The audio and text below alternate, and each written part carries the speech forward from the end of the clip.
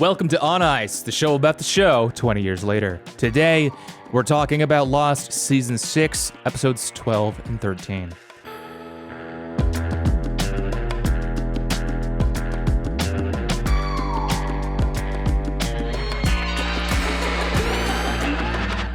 I'm Will, also here is Ben, and you can watch full video episodes of the podcast on YouTube. Ben and I also release a bonus hangout show every single week that can be found at patreon.com/Dr. Skeleton.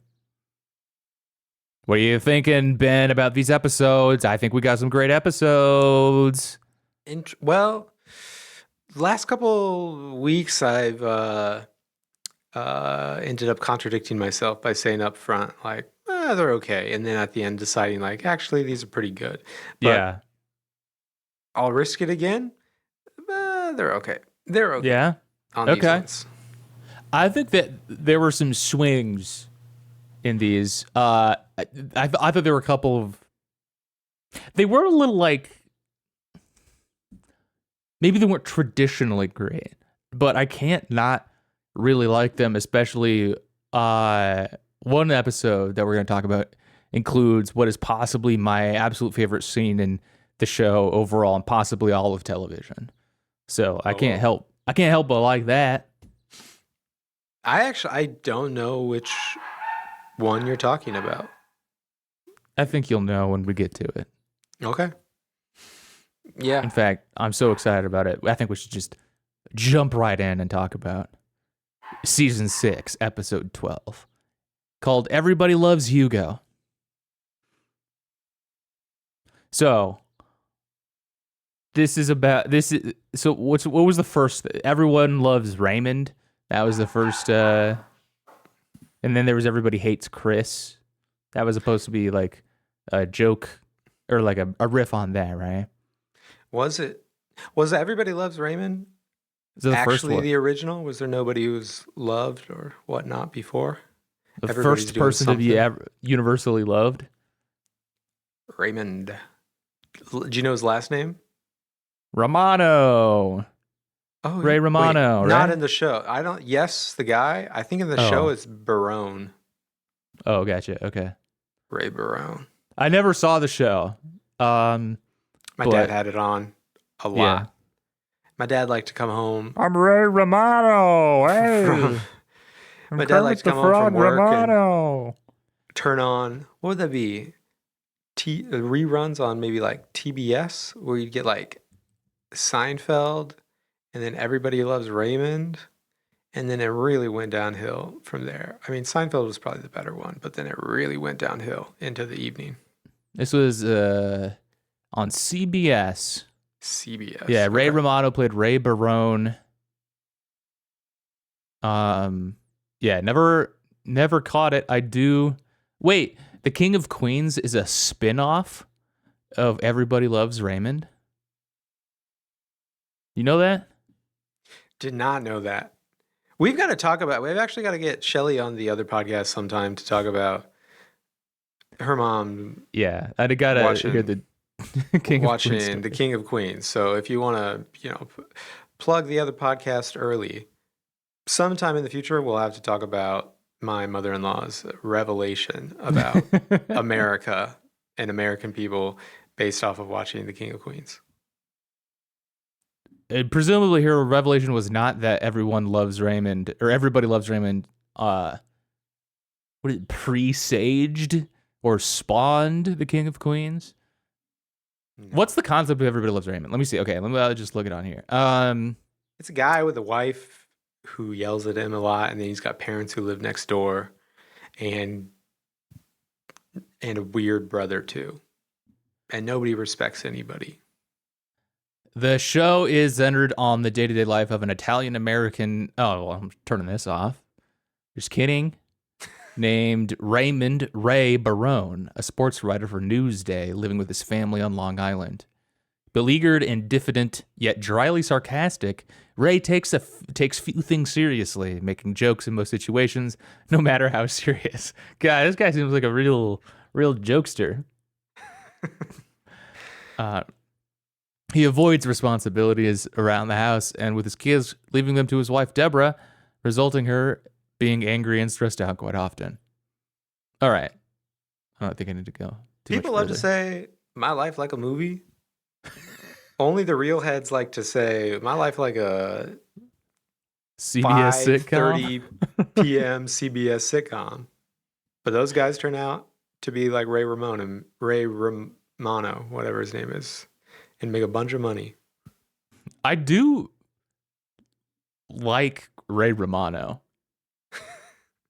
I don't, but like I only know him from his like post Everybody Loves Raymond work. So like, let's see, he always shows up as if he's like he's a big deal, because he is, but like I don't know what the big deal is about him. I guess like he's there, like, oh shit, we got Ray Romano, the Big Sick. When I you think were he's watching, oh, the Big Sick. Okay.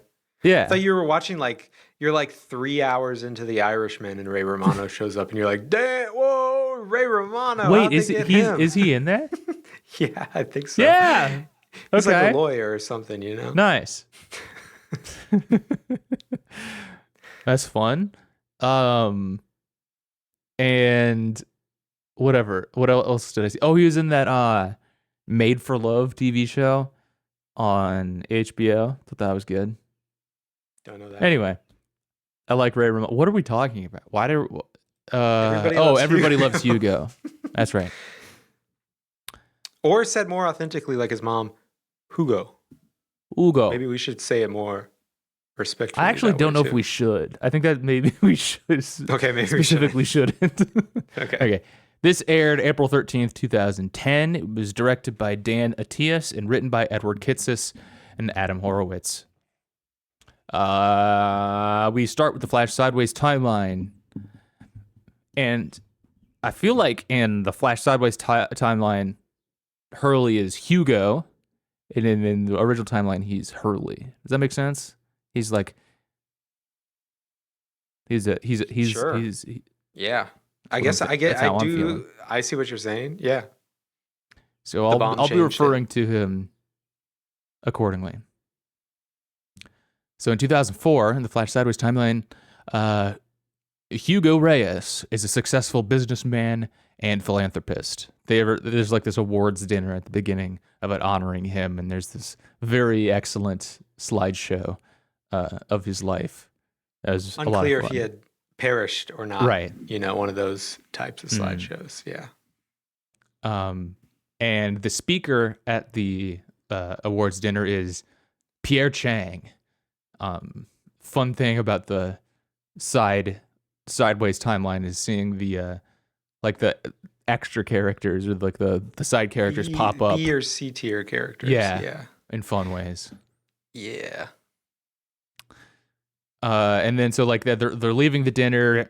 Hugo has like the statue award thing. He's like, he's got it all, you know.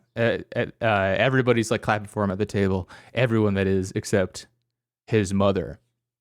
And then they're leaving the dinner with his trophy, and his mother's like, no girlfriend have an ass, and just like lays into him basically. She sucks. I do not like Hugo's mom. I like his mom a lot. No, she's his number one hater. I say get off Hugo's back. What mom isn't? I think being a mom, my mom likes me. That's between you and her. Yeah, she wouldn't say no girlfriend have an ass. If I was mom, I'd be saying that to my kid all the time. Yeah. You know my kid would not have a girlfriend. The funny thing is your kid's going to be like, your kid's going to bully you like right away. You're going to have like a jock kid who's like shoving you into a locker in your own home. I'm going to have a bully kid, and then they're going to bring me into have my kid's parents come into the principal's office. And you're going to have your kid's parents brought into the principal's office. Yes. We're going to get called in, and they're going to be expecting a, macho ass dude, thumb man, police officer to walk through the door. It's going to be me. And you like deferentially like take off your hat in front of your kid or something like, hello, sir. Yes. Yep. Okay, so Hugo's mother sets him up on a blind date. Instead of his intended date, though, he seems to be stood up at a restaurant. He meets Libby Smith, who tells him that they already know each other. I am ashamed to admit that I may have forgotten about Libby, and I do feel bad about that, but it is good to see her again. Yeah. Hi, Libby. Well, I think if you go back 20 of our episodes, something like that, I think I said I was glad to see her gone because I don't like the character. But oh, you don't like Libby? No, I didn't. Never liked Libby. Why is that? She was just not that interesting. It always seemed like we were waiting to see like what the deal is with her. Like we got like the breadcrumbs of dropping, or we would get those breadcrumbs of like seeing her in the sanitarium with Hurley and like some other, like she ran into Desmond too, but then that never seemed to go anywhere. It was very like, it seemed to gesture at like there's something going on with her, but we never really got that. So I can see that, but I think that maybe we're finally cashing that check when it comes to what the freaking heck's going on with her. Yeah, I guess so. She is led away by her doctor, who explains that she is a resident at a psychiatric institution and has wandered away from a group trip. So and Hugo is like, "Whoa, don't mind if I do." She's at a psychiatric institution, doctor. Bring her back. Say no more. Later, Hurley meets Desmond Hume, who encourages him to believe Libby and to find out why she thinks she knows him already. So he's smitten. Hurley's smitten, interested in her. Doesn't really seem to know what to do after she's been carted away by the loony bin or whatever. And Desmond happens to run into him at one of Hurley's fried chicken restaurants. And while he's waiting for order number 42, Desmond encourages Hurley. He says, like, hey, can I talk to you, brother? You should go follow her. Sorry, I'm going to do it again. Slow day, 42? How'd Hurley become a millionaire off of that kind of stuff? 42? I'd be selling maybe more they've already chicken wrapped than that. around. That's true. They did order 99. I was order number 27 yesterday at a Mediterranean Grill. I'd be having like 1:30. Triple digit numbering system. I'd be planning big if it were me, but understood. Your 99 is what you aspire for. I aspire for 999. I just don't think you need to be having. You probably don't need. I think you can like cycle through 100 customers is the thing. Like if you, I'm making them all wait around the block. You know. Oh, fair. Okay, I see. So I'm gonna have a lot of people in there at once. Big. Okay. Yeah. So you're thinking quantity. I'm thinking each meal is going to cost $2 million. I will be selling. That's true. That's business mindset. Yeah. Folks, people often think, how do I make $1 million? I sell $1 million $1 things. Business mindset, you sell $1 million things. That's right. And that $1 million thing is lunch. Chicken. Fried chicken. Hurley then visits the Santa Rosa Mental Health Institute, where Libby tells him that she remembers them meeting following a plane crash on an island. Hurley's unable to remember, but asks her on a date regardless. He's not judgmental at all about her condition. I think Hugo rules. I like Hugo. He's a nice guy. Well, saying he's not judgmental is maybe one way to put it. Some people might say he's taking advantage of an institution. Well, she's there voluntarily. I think that I He think, pays his way. He's like, doctor, well, that's true. how much money is it gonna cost for me to get the phone numbers of all the insane people on your Well, register? I think that was the doctor being I weird. wasn't interested in women before. My mom was pushing me on it, and then I met Libby, and I realized my thing is I want crazy people. I think you're fudging the facts here a bit. I don't think it was that Hugo wasn't into women until he met somebody who was crazy. Because we should keep this in mind. Libby's right.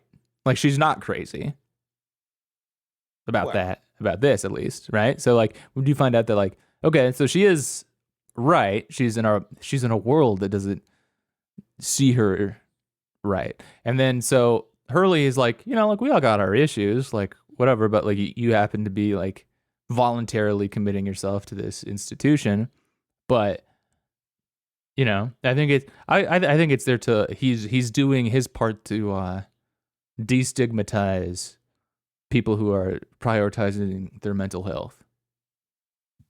He's a hero. Having a girlfriend. He's, Okay. he's- That's what it takes. that's what it takes.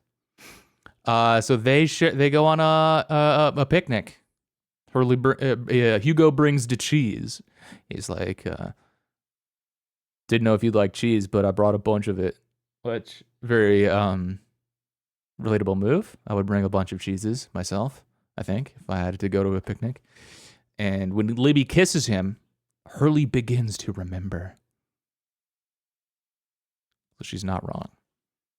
Desmond is watching them from a distance, and he observes their date before driving off and visiting the school at which Ben Linus and John Locke teach. He's camping outside at the school, just watching, and Ben Linus comes over and he's like, "Excuse me, do you have business here? Do you have a child here? You've been sitting here looking at the school all day. Move it along now." Move it along. And then Say, what are you doing here? Mm-hmm. And That's so, my Ben Linus voice. I mean, it's kind of like that. It is. It's not bad. And that's when Desmond sees Locke in his wheelchair in the parking lot. And Desmond slams on the gas. And this is my favorite scene in all of television. Like 5 seconds after you said we would realize it, I did realize it earlier. Yes. Yes. It's so funny. It is a good one. He just mows down Locke in the parking lot, going like 50 miles an hour. It's not even a mow down. It's a comic book. Hit a guy and they fly 100 yards forward into the sky. He goes crazy. It's so good. Yeah. All right, so that's the end of the Flash Sideways timeline. 2007, the original timeline. While visiting Libby's grave, Hurley is visited by Michael Dawson, who warns him that if the group follows through with their plan to blow up the plane on Hydra Island, many people will die, and it will be Hurley's fault. And it's great to see Michael again, or Harold Perrineau again, rather. I think he's one of the show's best actors, and so I don't know, just good to see him again. I think also in this scene, Ilana comes up and like behind Hurley and is like, "Hey, are you busy with anything?" While he's clearly like talking to Libby's grave. He's in the middle of processing something. I was like, "Hey, you busy?" Yeah, he's busy. Heck off. And speaking of Ilana, she collects 4 sticks of dynamite from the Black Rock. As Hurley voices his concern, Ilana puts her bag down containing the unstable dynamite too hard, causing it to explode, killing her. This is another all-time scene for me. Yeah. Got to burn that budget for explosions and stunts and stuff like that. It's the last season, folks. Yeah, go all out. It's not that I didn't expect the dynamite to go off, just that it going off mid-sentence was a total surprise and was excellent. Arch So, like, mode. Yeah. So like for me with the hitting lock in the BMW and the Alana blowing herself up with such a huge explosion has to be like setting the it's like this can't be below 4 stars. Like with stars, there's 2 scenes like that. Sure. Fantastic. Oh, I forgot to mention the lock thing. Ran it through the test. I know it's not a kung fu scene, but I did. It's not exactly a fighting scene either, but I did run it through the test. How's it look sped up? Even better, actually. Ooh. I know that's not the point of the test. Very funny to watch it at double speed. I mean, I'm willing to any chance I can get to rewatch that scene. I mean, it's in the previously on in the for the next episode too, which is great. So I hope I can see that scene as many times as possible. Yeah. Richard Alpert leads the group to collect more dynamite. Hurley sneaks off ahead of them, and he blows up the Black Rock, destroying the dynamite supply as well as the ship. Lots of explosions here. He claims that Jacob has appeared to him and told him to take the group to the Man in Black. Richard does not believe him and remains intent on destroying the plane. Okay, and I have to say this. No NSA, but I feel like it'd be pretty easy to sabotage an airplane without blowing it up with dynamite. Like, bash it with a rock or something, like loosen a couple bolts. The things seem pretty fragile. I don't know if you need to have like it to be blown to smithereens if you need. Yeah, it might not even be airworthy at this point. Yeah. It did crash, you know? Like just get in the cockpit and just start like with your bare hands you could probably render an aircraft unable to take off. Unable to take off? Oh yeah. Unplug one hose. What if you just crashed it? Throw a rock through the windshield. Sure. Get rid of the fuel somehow. Siphon the fuel. All the ways that planes don't take off in America, you know? Yeah. Oh, we forgot to drain the toilet. The lavatories, they're overflowing or something. Sounds like that's a problem for you, but it hasn't really been a problem for me, but interesting, yeah.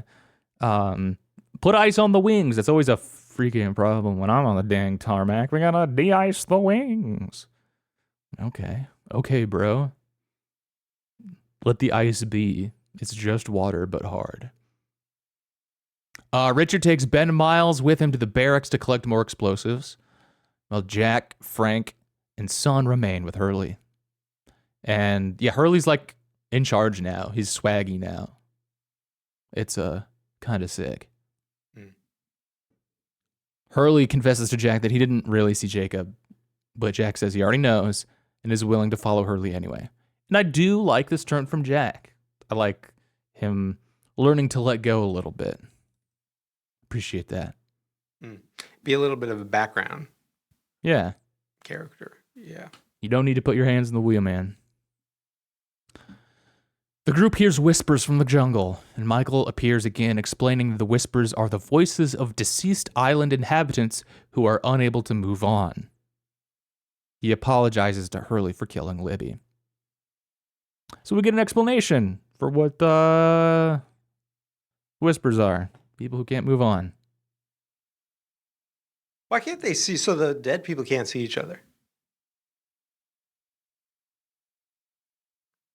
That would have been my question if I was Hurley.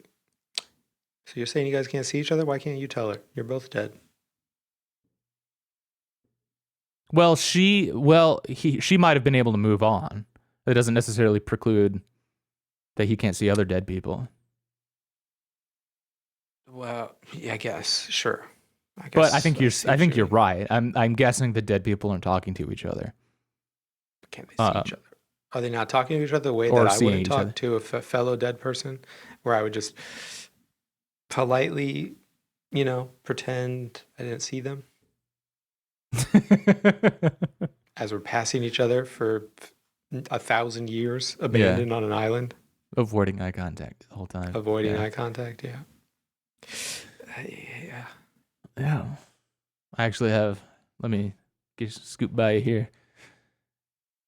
Meanwhile, Saeed presents Desmond to the man in black, who takes him to an old well. I really like what Henry Ian Cusick is doing with his performance post contraption.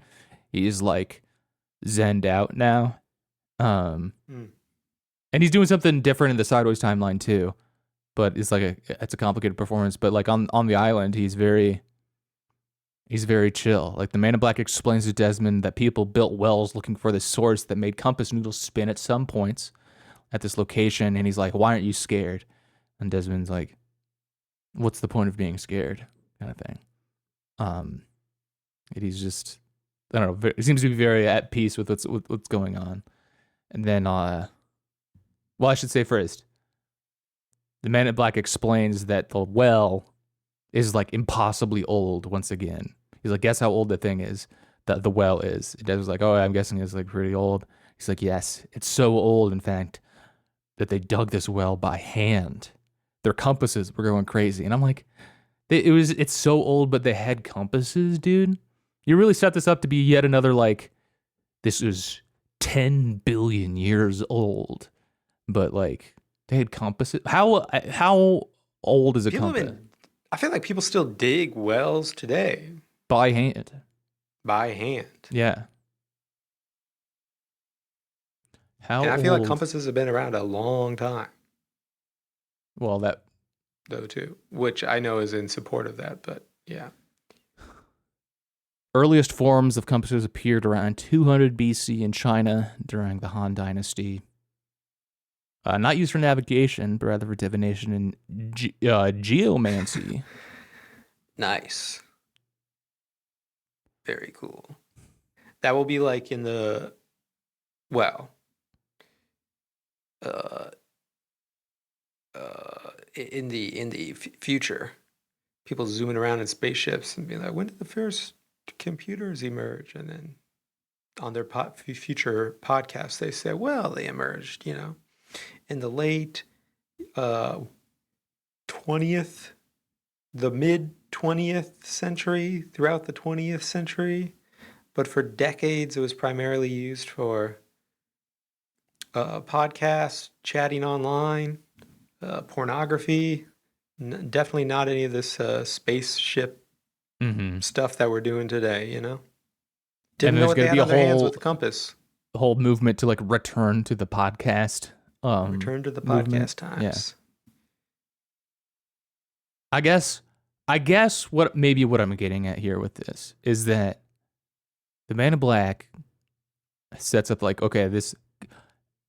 I think I assumed that the well was probably dug by hand to begin. I didn't picture a bulldozer making the well. I didn't picture a big like mechanical device doing it. And so when he said it didn't really seem to surprise me. But anyway, sure.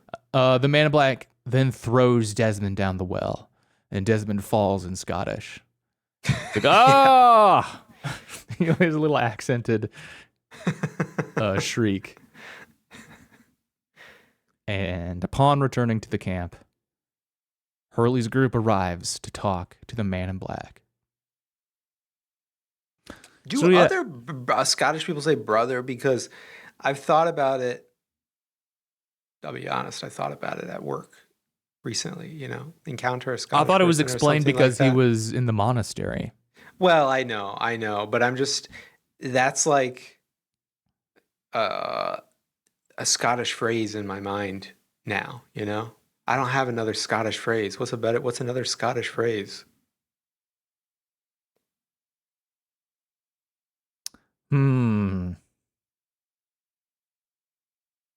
I don't know. Trying to think of a phrase from any other country. The name's Bond, James Bond. That's true. Technically a Scottish phrase. Some of the Scottish guys, yeah. Okay.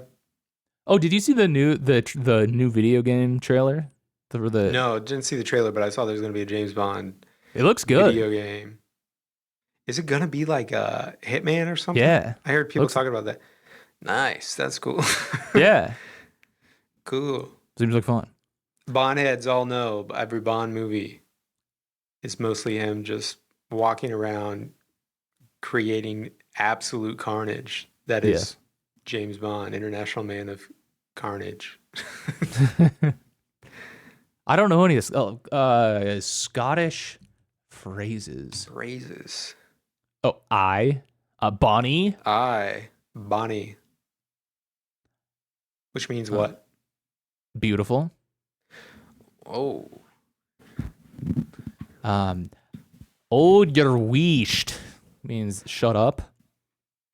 Lang may your loom reek means long may your chimney smoke, which is a wish for good luck. Haste ye back now means come back soon. You're kind of sounding like the I'm doing a good job. I can't think of the guy's name, but the little guy from Twin Peaks who speaks backwards now. Which is bad. They're just bad. I can't think of his name. That's why we got to watch the show again. I am doing a good job with this. Keep the heed. Means stay calm or keep your head. Peely Wally means pale or sickly look. This is awesome. Brah means good, fine, or brilliant. Egypt. You Egypt. Oh. I think we know that one. Nice. Blether means to chat or talk nonsense. And Dreich means dull or dreary weather. I don't know if they had to do like the glottal thing that I did there, but anyway. Yeah, I think that's what's giving you the Twin Peaks vibe. Oh, let me try a couple more of these. You root your face. This means you're very drunk.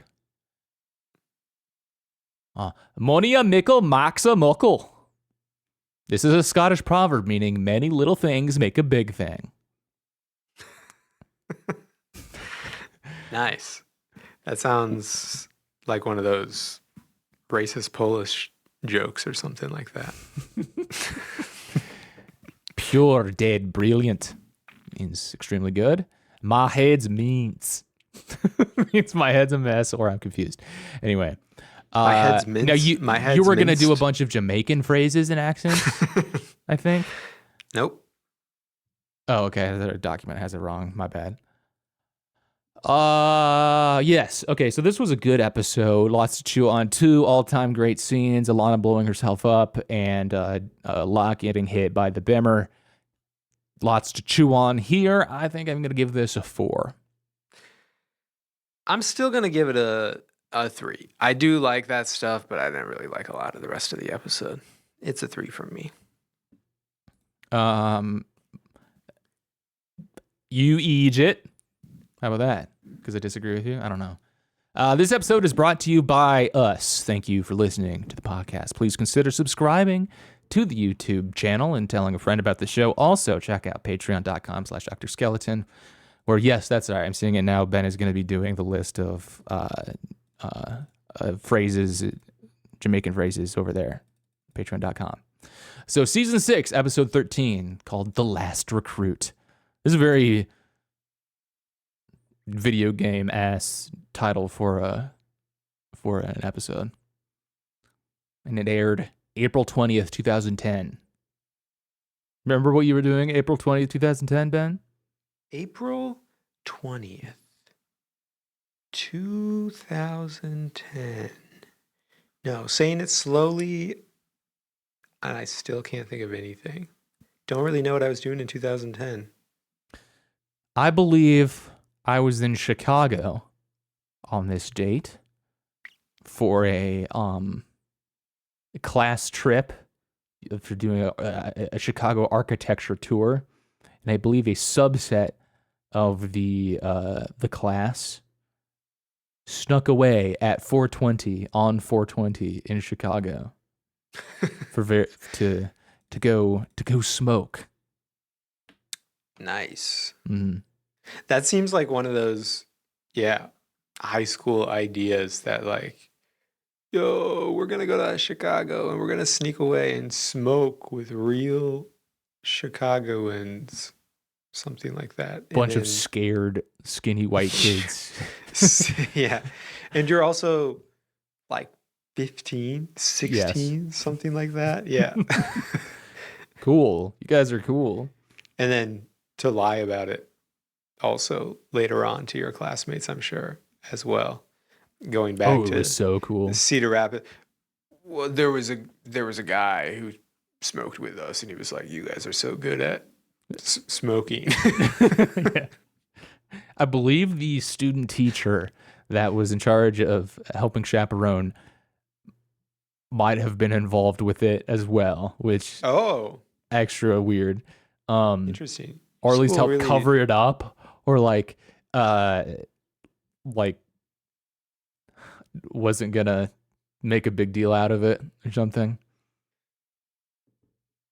Interesting. I believe he was then he like dated a student. Yeah, that's what I was thinking. This sounds like one of those things one that of those was going on at your guys. school. Yeah. Don't think we had that. Don't think we ever had anything quite like that going on where I was going to school. Yeah. But it really probably for the best. Yeah, I would say that's for the best. I would not recommend the various confusing relationships with authority that going to my high school might engender. This episode, but while this episode was airing, or hours after my less rule following classmates were doing what they were doing, I was also if it was not obvious, I was not invited to be part of the cool. Yeah. I don't think we need it. Okay, I didn't need to say that. This episode was directed by Steven Semmel. Don't know if we've seen that name pop up before. And it was written by Paul Zbyszewski and Graham Rowland. Flash sideways timeline. John Locke, in 2004, is rushed to the hospital after being run over by Desmond Hume. Again, ha ha ha ha ha ha ha ha. Very funny scene. Sun is taken to the same hospital because she got shot. And upon seeing Locke, she seems to remember him, becomes frightened. I think it's interesting that these sideways characters are recognizing Locke. In the police station, James Sawyer Ford interrogates Kate. Kate figures out that Sawyer did not arrest her at LAX because he did not want anyone to know that he was in Australia. So maybe he did kill someone over there. He was looking for Anthony Cooper after his return. So maybe he killed somebody else? I don't know. My dogs were play fighting throughout this whole opening of the episode. I had to pause and wait for them to quiet down a little bit. I don't know if that happened for anybody else. Maybe that was just my copy. Miles Strom calls Sawyer over about the multiple homicide at the restaurant of Martin Keamy and 3 of his associates. I think we did get another Jaboni. We did. It's got to be an inside joke by the writers now. Nice. Check out this Jaboni. Licensed term, Jaboni.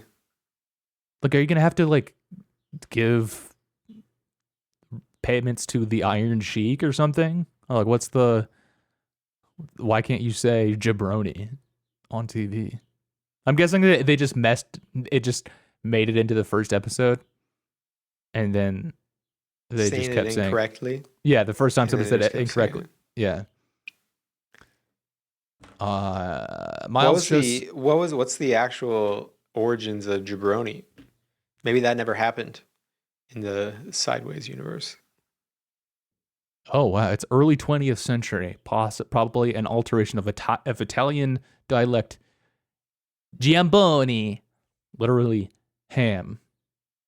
Oh, okay. So predates the bomb. I suppose it does. So unlikely to have been affected by it. Okay. It was popularized by the Iron Sheik and later became famous through Dwayne "The Rock" Johnson. Huh.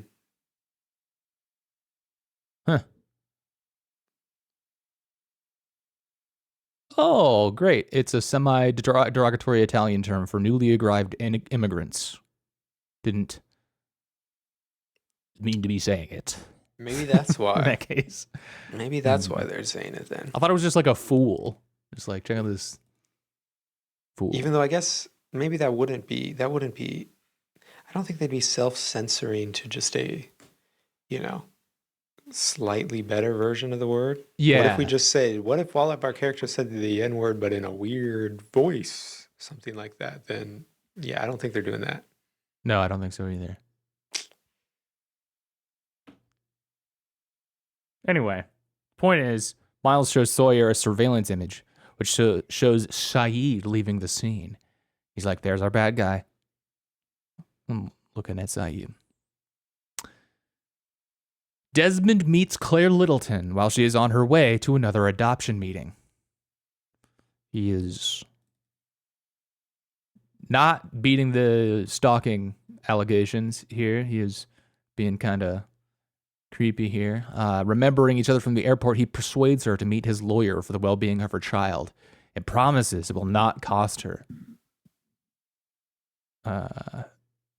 She's like, oh, you were right, by the way. It's a boy. And he's like, I've got a nose for that. Like, bro, you've got a nose for boys? Is that what you're saying? Pause, Desmond. Pause. Upon introducing herself to the lawyer, Ilana, Claire is told that she has been looking for her. So this is a truly insanely lucky coincidence that Desmond's lawyer friend is on the same floor as the adoption agency, because like Desmond like follows Claire into the elevator and she hits 5 and she's like, okay, what floor are you going to? And he's like, also 5. Also 5. I think it was 15, but yeah. Okay. Which makes sense. Yeah, it's a number. That makes sense. Yep. Yeah. After, we haven't said it explicitly yet, but yes, after having I think the most uncomfortable part of their conversation where he's like, I couldn't help but notice that you're pregnant and you're seeing an adoption agency and you're by yourself. There's no mister. Yeah. Mm-hmm. I think we should do something about that. Yeah. Yeah. But like, it seems like he did have an appointment at the lawyer agency at the same exact time that Claire was going there, and that lawyer. Like, once again, it's sort of like that episode where Ben there's like the one lawyer in all of Los Angeles before, and it's all kind of going through the same person in this timeline too. But like, I don't know. I guess the reasoning for it. I'm not pointing this out as like, oh, it's unrealistic that they would all be connected. The point is that it's all super connected. But just the lucky for Desmond, I guess, as far as like making his case to go see the lawyer to Claire, is that like, yes, he happened to be going to her floor at the same time that she was going to, and they both happen to have appointments at the same time, and that the lawyer was willing, et cetera, et cetera. Otherwise, it would be like 10,000 times more creepy. Which, I mean, it's still creepy, and it seems like I would maybe have even more alarm bells going off if I were Claire, just being like, is this all a setup? But I don't know, maybe not. You ever tailgate into an office off somebody that way through an elevator? No. Oh. Just a me thing? Yes. What do you mean?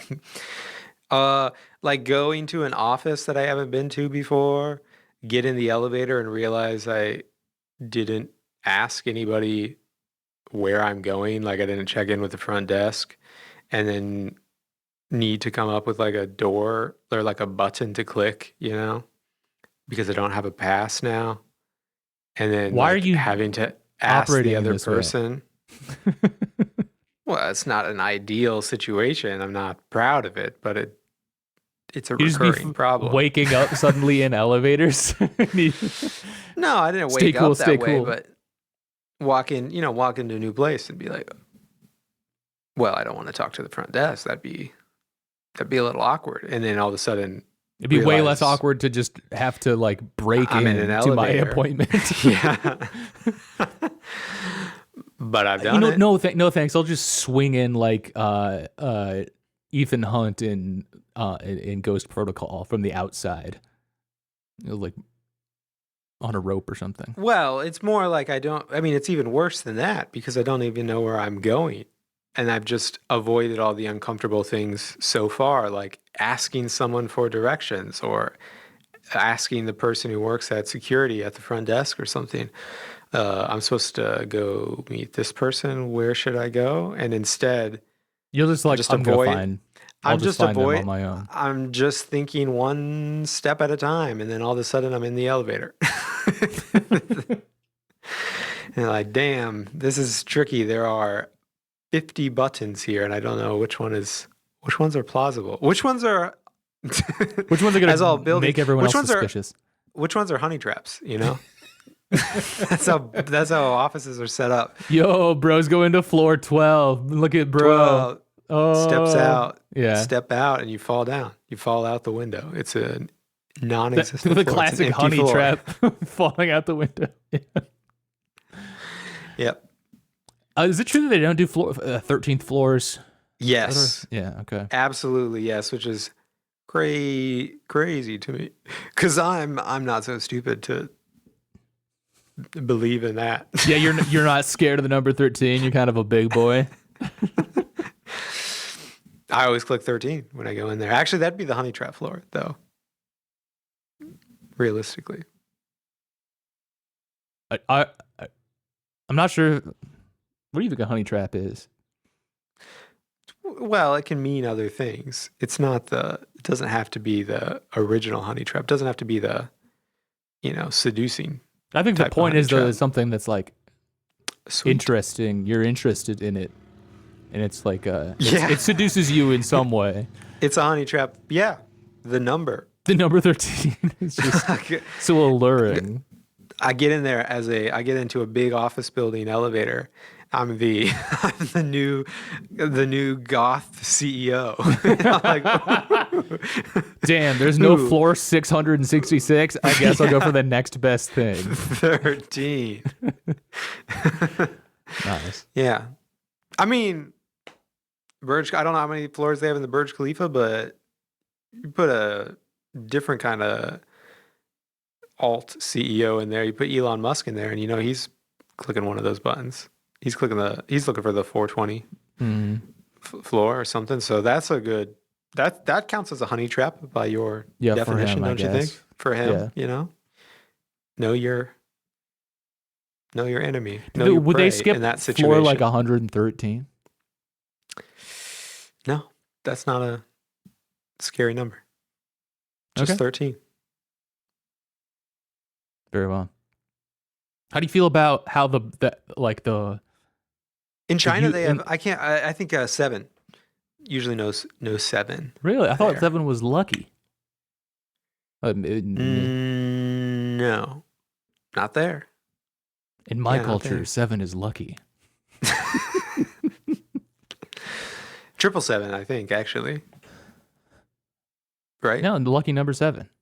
Lucky number 7, but that's only if you don't have a 777. Okay. I think 777 is better. Sure, as many 7s as you can get, frankly. More the better. Get in here. 7 sevens. No, I think the 7s are from the Bible, though. Sure. What do you think about the UK? Oh, wait, maybe it's 4. Actually, maybe it's 4 in China now that I'm thinking about it. 4 is unlucky? Okay. On principle, I think it might be 4 because 4 sounds like the word for death. You're right. According to this. Yes. This is the most common unlucky number in Chinese culture, especially in Cantonese regions, because 4 equals death, or a phonetic resemblance to the word death. Other numbers, you were right about this too, sometimes associated with bad luck include 7 and 13. But the degree to which they are considered unlucky varies. It's linked to the idea of the ghost month and belief that the spirit of a deceased person lingers for 49 days, 7 times 7. And while number 13 is considered unlucky in Western culture, it is not as widely avoided in Chinese culture as the number 4. Okay. There you go. Okay, the UK, they do the first floor. They have like ground floor and then first floor. Yeah. Yeah. But that's in the US some places too. It is? Yeah. To I got a me, lot of I'm riding in a lot of elevators around New York that are G1. and then one. Yep. I guess you'll sometimes see like L and then one for some reason too. Double L? Weird. That always confuses me. Yeah, double L's weird. What is that supposed to? Low. I think it's lower Lower lobby level, yeah. But like or lower level. you get like G, L, then one. It's like we're starting the third floor is one. You stop, dude. No. Just like B1, 2, 3, 2, you know? Which one's lower? that's fine. 3 usually, I think. Yeah. I think it just goes like how numbers go. Well, but then you would do a negative instead of a B. That's what B is for. The B stands for begative. Anyway. I think you should just do B's. You should do the number of B's for the numbers. The first one is B, second one is BB, second one is BBB, and then you just got down at the bottom a bunch of B's.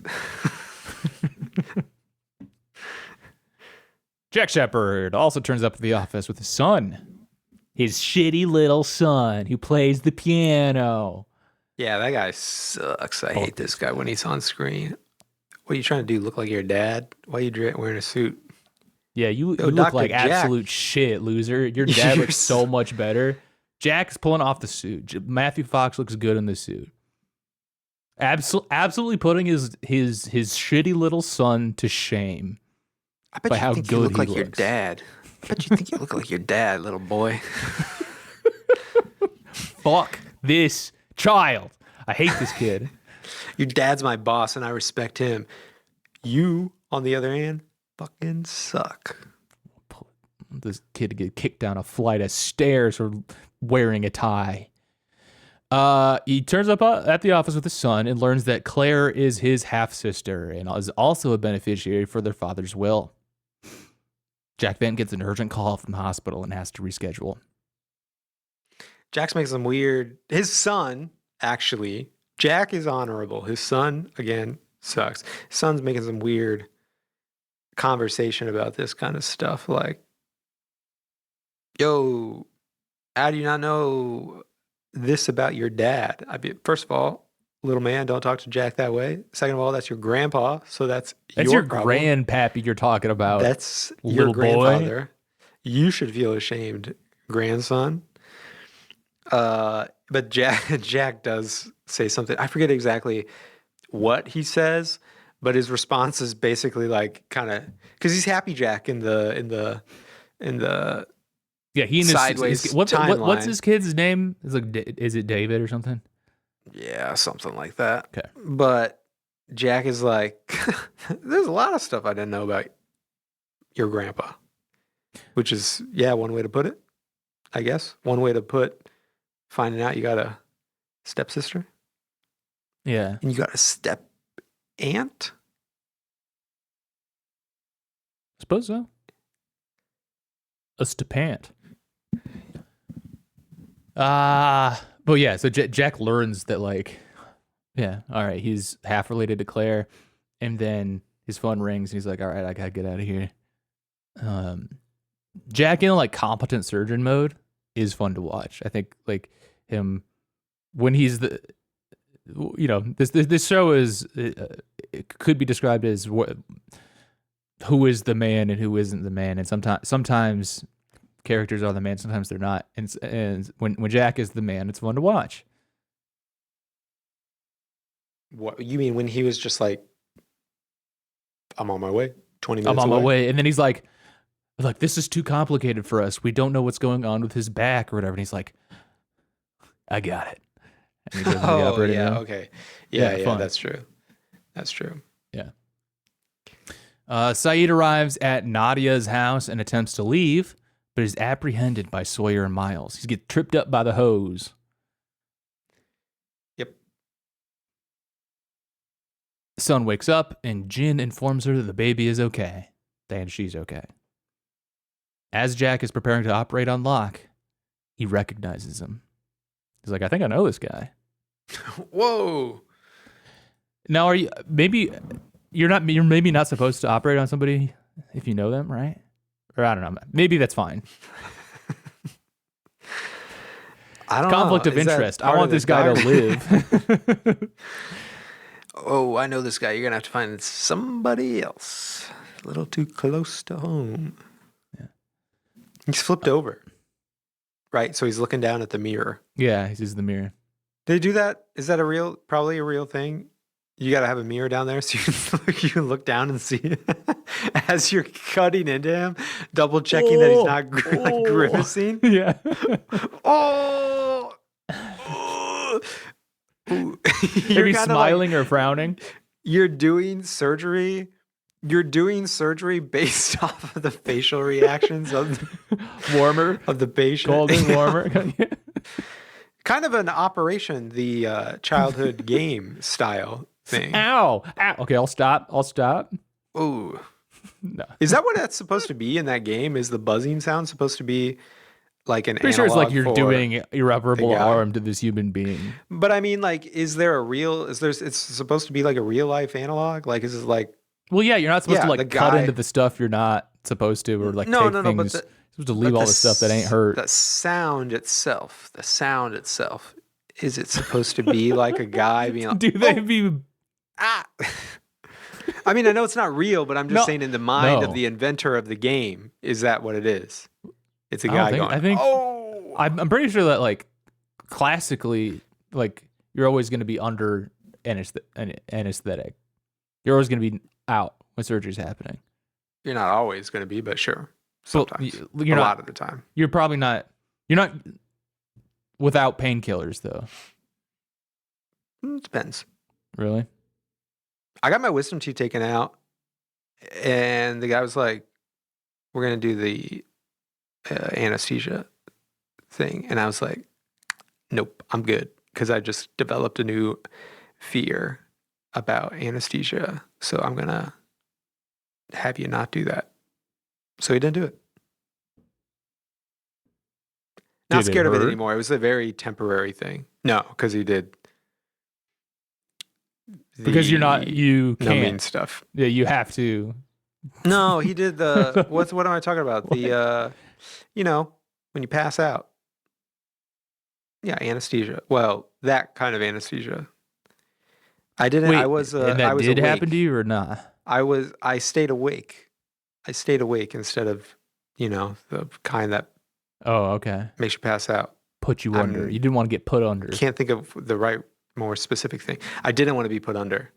Because I think I was in high school and I think I had just recently learned that a lot of most of the deaths that happen in surgery, it's just because of the anesthesia. Something wrong with the anesthesia, or the anesthesiologist did something wrong. And so I was like, sure. Maybe I won't do it this time.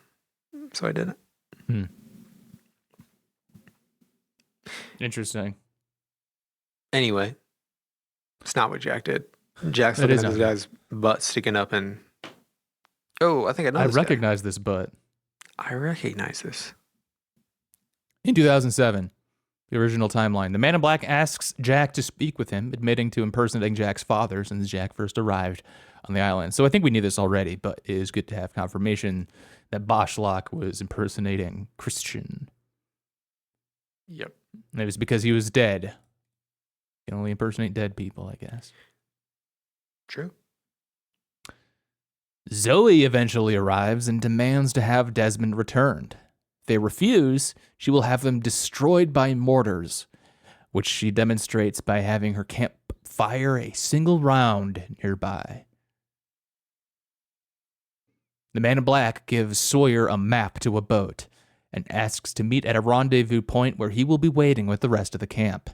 However, Sawyer plans on betraying the Man in Black by making his deal with Charles Widmore and tells Jack to bring Hurley, Frank, and Son along to a different point as they are all leaving. It feels like they really figured out how to film in the jungle by this season. Very pretty shots of people moving through the trees in golden hour. And I'm complete conjecture here, maybe two things are happening. One thing is that, like, okay, this is where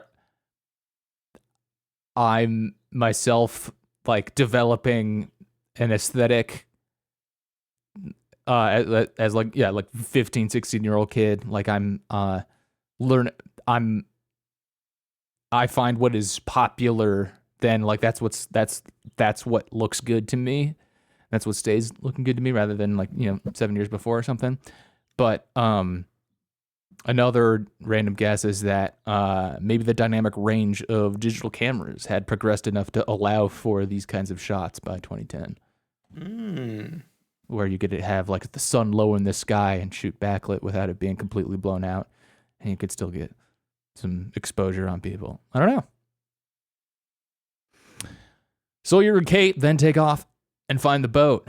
Sawyer says to Kate, "You ready to get wet?" Then they wade into the water with their jeans.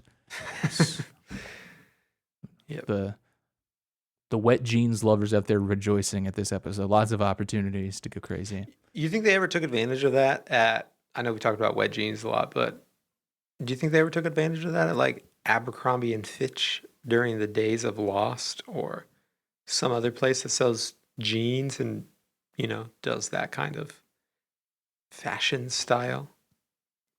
They're just, like, advertising people wading around in the water with jeans, like their favorite characters were doing on Lost. Interesting. It would be a good week before. It'd be an interesting like, fashion film, is to have a bunch of models in wet jeans. Wet jeans, yeah. Huh. I bet somebody thought of it. Somebody did that. The Man in Black tells Saeed, you know what? I doubt that anybody involved in, like, the fashion, like, photography industry would be so perverted to come up with something like that. Usually pretty normal guys. The Man in Black tells Saeed to kill Desmond if he still wants Nadia back. And I didn't realize that Desmond was still alive here, but I guess he was. Saeed goes to the well and finds Desmond at the bottom. Not a very deep well. Kind of a shallow well. Saeed says that the Man in Black promised to bring Nadia back to life and believes this is possible because he himself was brought back. And for those of you who have seen Leftovers, I bet you're going crazy for this episode, because there's an extremely famous episode of The Leftovers with a well set up very much like this, International Assassin in season 2. And once again, I love that Damon Lindelof, like, I earnestly love that Damon Lindelof is confident enough to revisit ideas in his work here. It's like, what worked in Lost? I want to do that again. I'm just going to do it. Not going to let the fact that it was in Lost stop me from doing it again. I should do that more often too. Get in a well. Revisit bangers your good ideas from the past. Yeah. Folks, let me know what my good ideas were in the past, and I will say them again. That's part of the problem. Yeah. Cristiano Chapardo. There we go. Yeah, nice. As his group travels to the point where Sawyer is supposed to pick them up, the Man in Black finds Saeed and questions whether he killed Desmond. And Saeed reassures him that he has. Jack sneaks away with Hurley's son and Lapidus, but Claire sees them and follows. Once they reach the boat, Claire holds them at gunpoint. However, Kate convinces her to join them. Claire says that Boschlock is the only one who didn't abandon her, and I simply must interject here and remind everyone that Claire is the one who walked off in the first place, and that they did look for her. Let's not forget, Claire, you abandoned Aaron, okay? I don't want you to get any ideas that you're not at fault for this. I mean, like, you were misled. Like, I get that Man in Black was talking to you, but, like, you did. It is not the truth to say that everyone abandoned you. You literally walked away. And also, Kate, Aaron has not yet been raised. We've been over this before. Cool it with saying, I shouldn't have been the one who raised him. Should have been you. Like, he's still 3. Like, he's got he's gonna be fine. Whoever shows up, like whatever, it's fine. He doesn't remember this. Yeah, you don't remember that stuff. Yeah. What's your early? Do you know your earliest memory?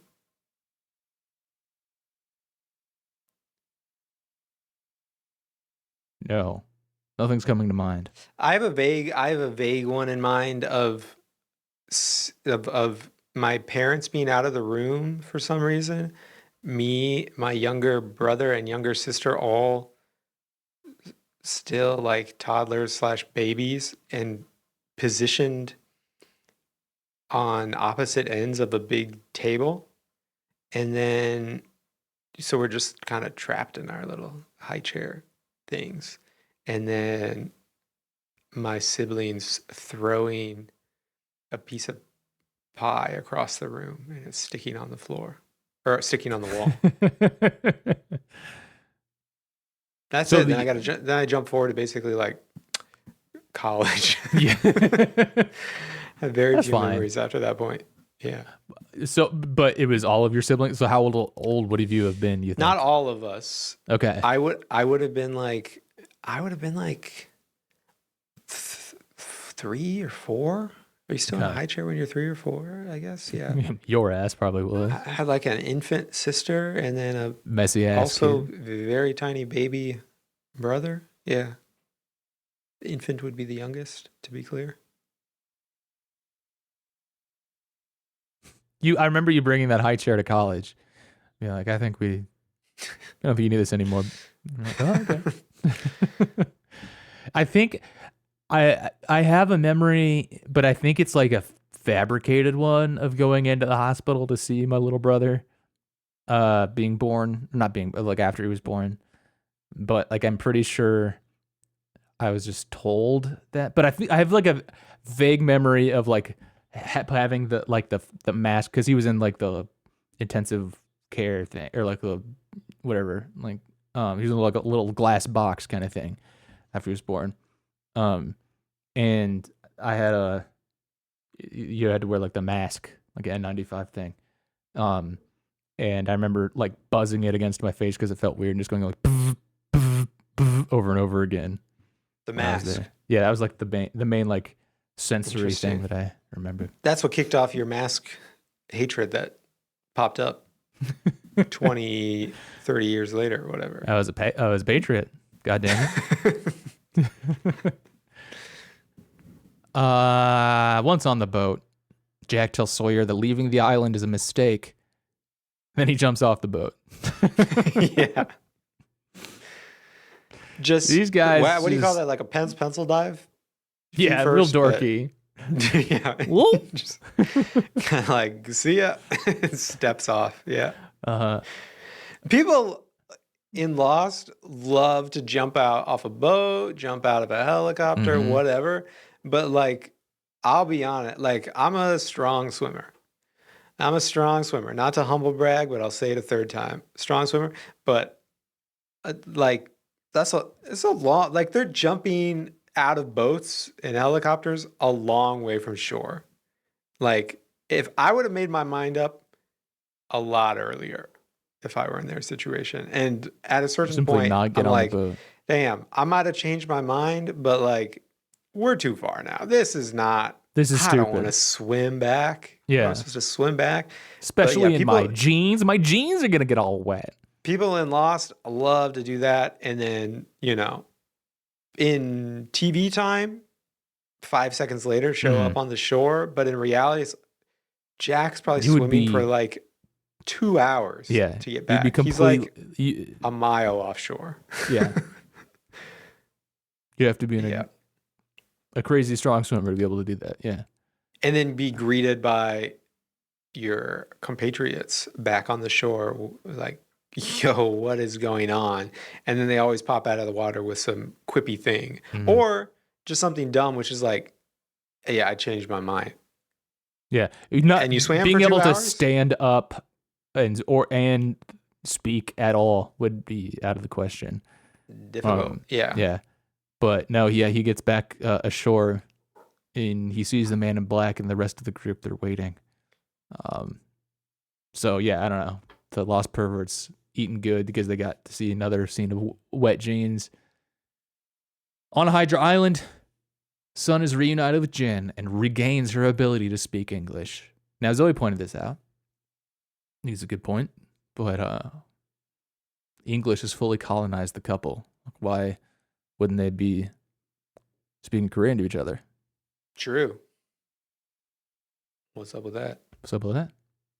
What's up with that?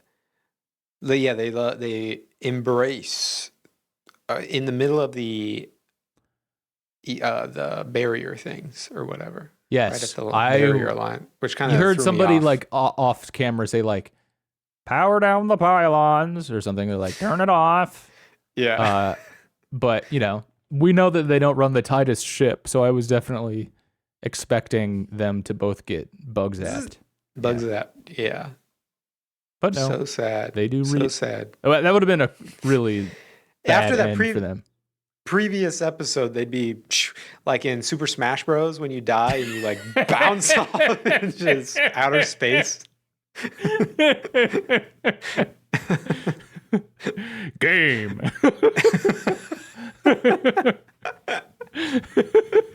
Both of them.